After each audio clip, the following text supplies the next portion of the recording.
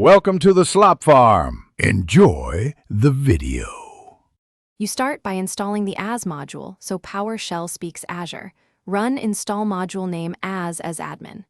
Once installed, sign in interactively with ConnectAs account to obtain credentials and consent.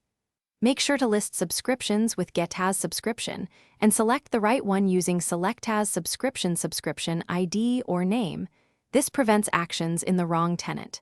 If you automate later, consider a service principal now so you can switch from interactive to scripted authentication safely.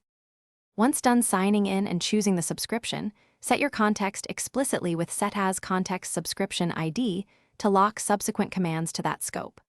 You'll create or reuse a resource group with new as resource group, which groups billing and role assignments. Then deploy resources using Azure CMDlets or ARM templates, for example, new as VM or new as storage account for compute and storage. Make sure to pass location, size, and tags as parameters so resources match policies. Use what if when available to preview changes before applying them.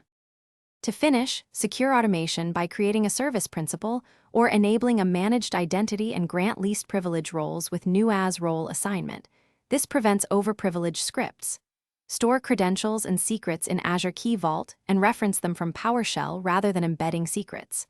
Once deployment's complete, validate with GetAs resource and GetAs context. If things go wrong, check your authentication first. Rerun ConnectAs account. Verify the selected subscription and read the CMDlet error details. Often a missing permission or incorrect context is the root cause. Thanks for watching. Consider subscribing if we helped you today.